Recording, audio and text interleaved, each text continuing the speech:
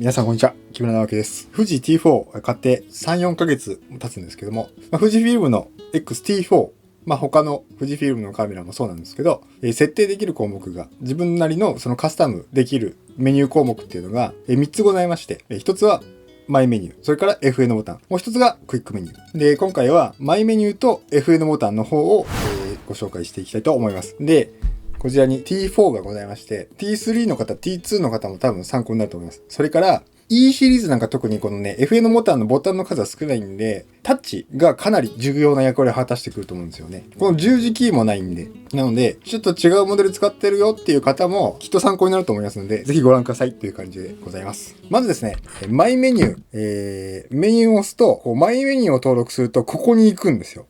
マイっていうやつですね。これは今、ここ動画のモードになってるんですけど、スチールに切り替えて、もうマイメニュー設定しておくと、マイっていうのがメニュー一回押すとここに行くんですよね。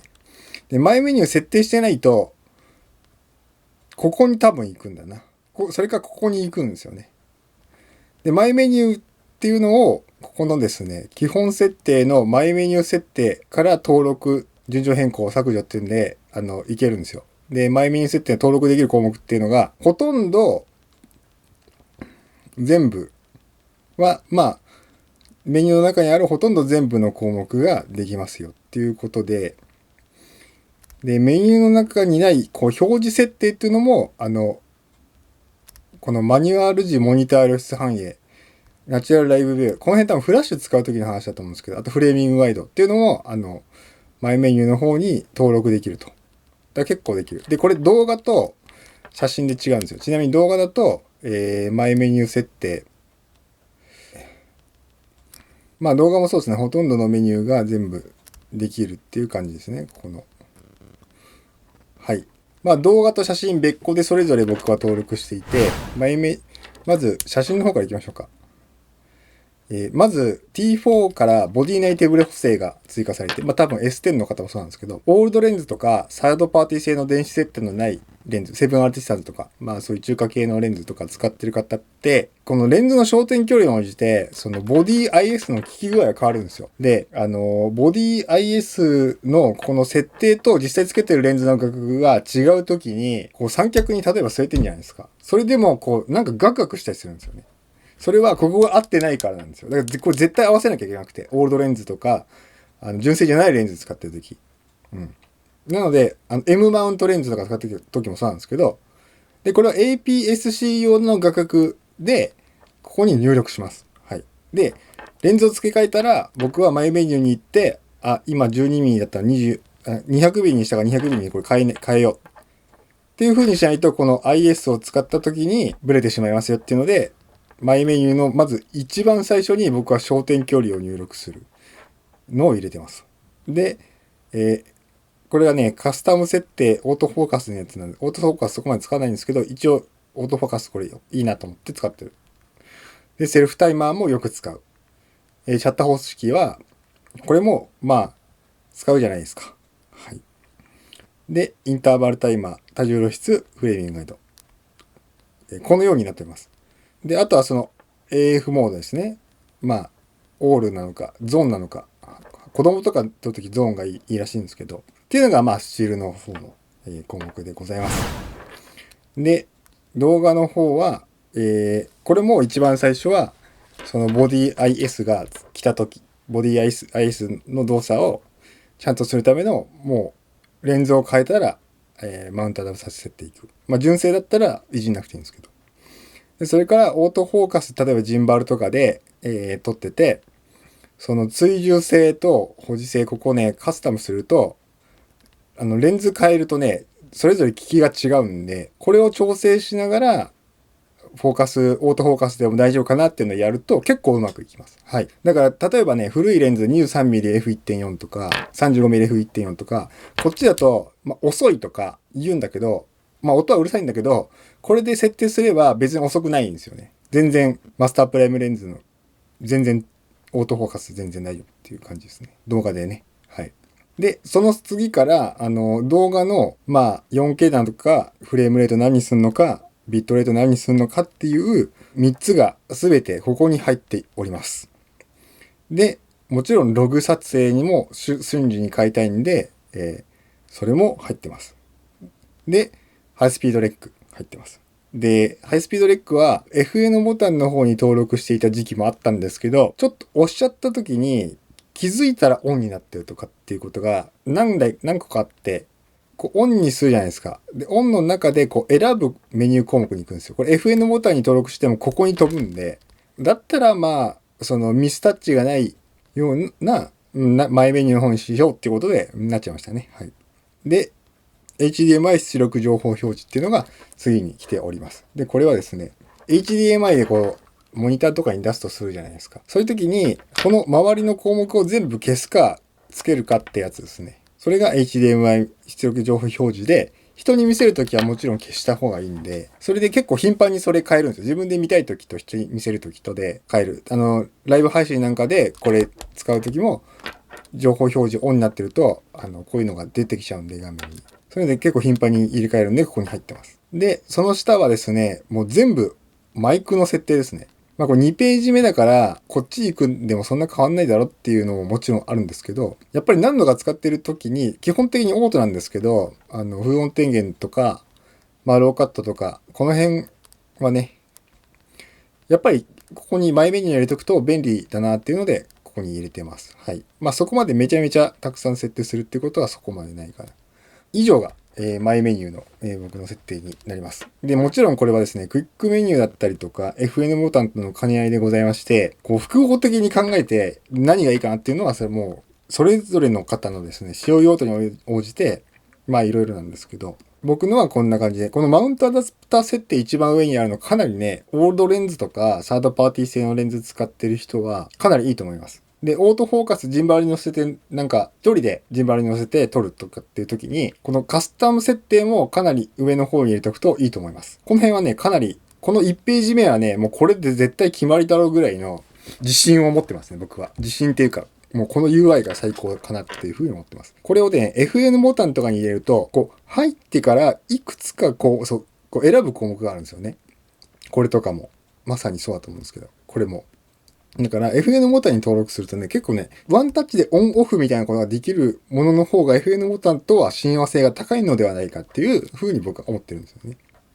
はい。以上がマイメニュー。次はですね、FN ボタンの、まあ、どんな風にしてるかっていうのを、まず、ご紹介しましょう。で、FN ボタンね、いくつあるかっていうとですね、それもね、FN ボタンの設定に行っちゃった方が早いかな。ちなみに、ディスプバックを長押しすると、FN ボタンの設定画面に一気に行けるんですよね。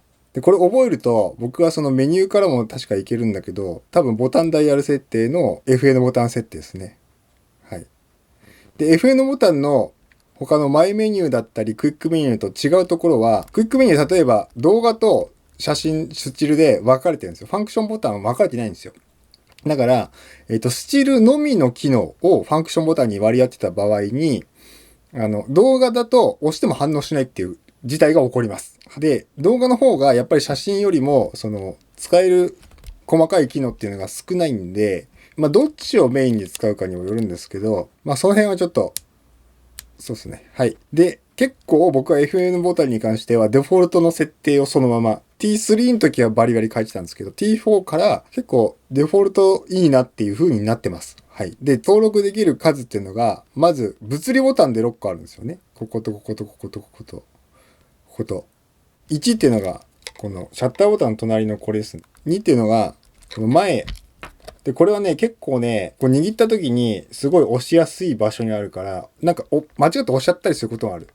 ので、間違って押してもまあいいかなってやつ、間違って押しちゃってもこうすぐオンオフできるみたいなやつがいいかなっていうふうに思ったりします。で、この十字キーが4つありまして、ISO、フィルムシミュレーション、ホワイトバランス、パフォーマンスモード。これはね、確かデフォルトのままなんですよ、これ。僕は。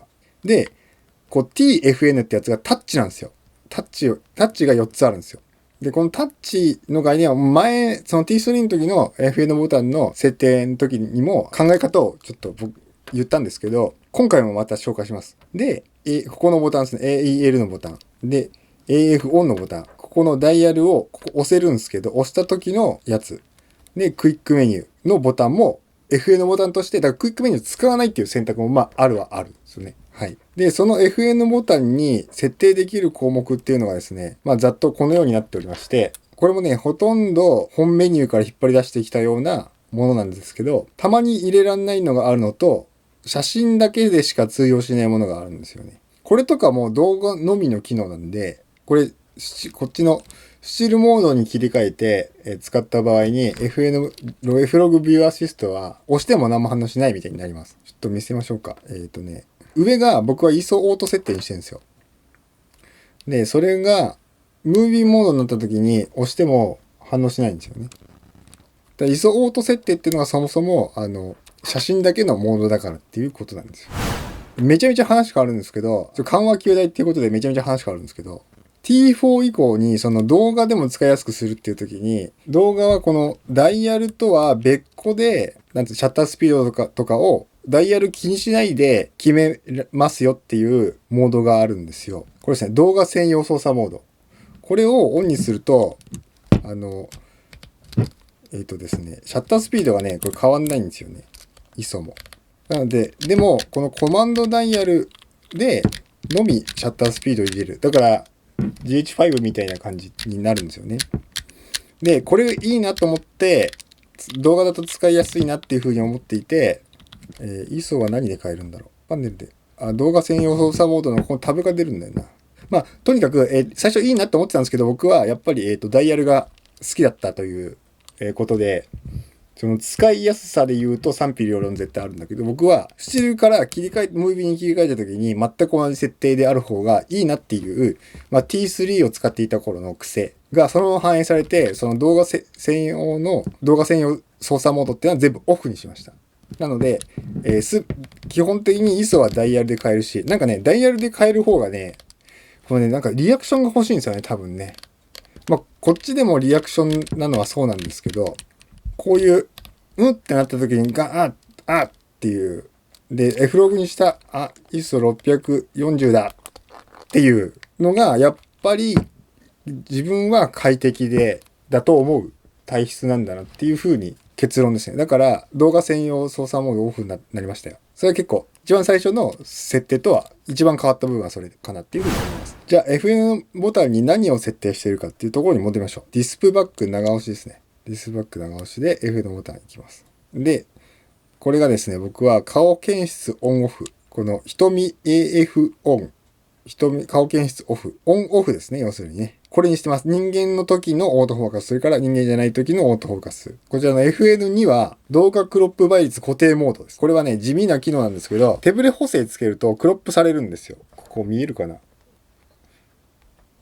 で、クロップされてますよっていう風にちゃんと書くんですよ。富士フィルムは。書かないメーカーもあるんですけど、クロップされて。何倍になったかちゃんと書いてくれるんですよね。ブラックマジックは書かないんですけど。で、そのクロップ倍率をすべて 1.25 倍。ブーストオンにしてブレ防止にすると 1.1 倍か。それが、ハイスピードレックとかにした時に 1.25 倍とかになって、そのクロップ倍率がもういろいろある取り方によって。それをもう何にしてもクロップ倍率もう 1.3 倍でっていう機能が動画クロップ倍率固定モードなんですけど、これをすると何がいいかっていうと、例えば 25mm をつけてて、やっぱり35に変えようかなっていう時に、自分は動けないと。ちょっとだけ 1.3 倍って結構ね、でかいんですよ。例えばこれで撮ってるんですよね。で、これ 1.3 倍すると、こうなるんですよ。この画面を。この画面を 1.3 倍すると、こうなるんですよ。だから、まあ、10ミリとは言わないまでも、5から7ミリぐらいは、これで獲得したことできるんですよね。レンズ変えないで。っていう、なんか、面白いなっていうふうに思いまして。これをだから、まあ、ルミックスで言うと EX テレコン、まあ、1.5 倍まではいかないけど、そういう便利機能として割り当てたらどうなるんだろう。使いやすいんじゃないかなっていうところで、これ、FN ボタンにはこれにしてます。はい。そして、まあ、この辺ちょっとさらっと流しますけど、これは ISO オート設定ですね。はい。で、これがフィルムシミュレーション。で、右がホワイトバランス。で、下もこれもデフォルトなんですけど、パフォーマンス、電池持ちを良くしたいのか、なんていうんですかね、電池なんか、あと1個しかないけど今撮りたいな、みたいな時に、とか、まあ、パフォーマンスのモードです。はい。で、タッチ NFN 行くんですけど、タッチ NFN ボタンっていうのはですね、これは、ちょっとね、なんて言うんだろうな。iOS と比べると、ガシッとやんないといけない。で、今、今反応するけど、こう開いている時とかに、反応するな。今反応しなかったですよね、一回。だから、なんかちょっとこう、鈍い、こうね、こう、ちょっとガシッとやらないと反応しないことがあるんですよね。あとはその手の乾燥具合とかにもよるんだけど、だから、タッチ FN っていうものはですね、そもそも物理 FN と比べて信頼が置けないものであるというふうに認識して、その中でそういうなんて言うんだろう、ちょっとライトな切り替えっていう発想で、タッチ FN は僕は登録しています。で、何を4つ登録できるんで、まず上が F ログのビューアシスト。はい。で、下が、これ水平器ですね。まあ今、真上向いてるから、これで水準器ですね。水平を取るときに使うやつ。結構頻繁に使うんで、ここにあるの便利だなっていうふうに僕は思います。で、F ログビューアシストも、まあなくてもいいんですよ。ヒストグラム見ればいいから。今、ちょっと画面が暗くて見えないかもしれないんですけど、飛んじゃう。ちょっとわかりにくいかもしれないですけど、まあ、これもオフになっててもオンになってても、あんまりムカつかないというか、でも早く変えられる。すぐオンオフできるっていうところで、左右がですね、手ブレ補正のブレ防止モードってやつと、ブレ防止ブーストモード。普通の手ブレ補正のモードに関しては、これですね。IBISTAS OIS。ボディナイトレンズ。で、電子手ブレ補正も加えたものと、オフと、この3つをこれで切り替えることができるっていう。だからこれも、どれになってても、別にそんなね、ダメじゃないっていうか、どれになってても、そんなムカつかないんですよ。オフになってる。オンにしよう。みたいな、スッてやればできるんで。で、ハンドヘルドなんだけど、完全に固定して三脚に据えたかのように取るのが、ブレ防止ブーストなんですよね。だからどっちも手ブレ補正に関するものなので、ここにもうまとめて入れてしまっているっていう、非常にわかりやすいし、頻繁に使えます。で、この位置で良かったなと思います。ここに関して言えば。はい。で、残りのボタン行きましょうか。で、これは T3 の時と一緒なんですけど、オートホワイトバランス結構よく使うんですよ。で、ただし動画の時にオートホワイトバランスを取っておくと、光源がこうカメラを揺れた時に、またはこうちょっと人間がこうフレームインしてきた時に少し変わってしまったりする場合があるんですよね。で、その変わると補正できないんで、動画を撮る時はロックしておくべきだ。オートフォーカスはすごい優秀だし、楽だから使いたいんだけど、でもロックしとかなきゃいけない。っていうのでこれなんですよね。その場所でカットごとにオートホワイトバランスを取られてます。オンオフ。めっちゃ便利だなっていう。まあこれは T3 の時から継承されてきた設定ですね。僕なりの。で、あとはデフォルト。これはデフォルト。これはフォーカス拡大なんですけど、フォーカス拡大。このね、後ろダイヤルにあるのが、まあ早い。まあ強いて言えばこのレバーがね、このフォーカス位置がね、よくこう横に行っちゃってるのが、まあ嫌かなっていうのもまあある。はい。というのがですね、まあ僕の3ヶ月使ってみての FN ボタンとマイメニューの設定でございました。はい。で、T4 になってからの、クイックメニューのまた説明もですね、もう一回、前のがちょっと分かりにくいなっていうのがあったんで、ちょっと作り直しましたので、そちらの方もぜひ、見ていただけると、よりこうね、まあカメラを楽しめるんじゃないかなっていうふうに思いまして。まあこんな感じですね。普段は、撮影の仕方、機材レビュー、それから生活に役立つライフハック、たまに音楽、発信しておりますので、よければチャンネル登録、高評価、コメントなんかも、どしどしお願いします。今日の撮影カメラですね。はい。まあ毎度の馴染みなんですけど、実は GX8 が、手放してしまいまして、その代わりにこのやっぱりポケットシネマカメラが返り咲いた感じですね。直上セッティングで 25mm です、アンジェニューの。それがここにモニターに出てます。それからメインカメラは、まあ毎度の馴染みアーサーミニのシグマアート 20mm でございます。それではまた。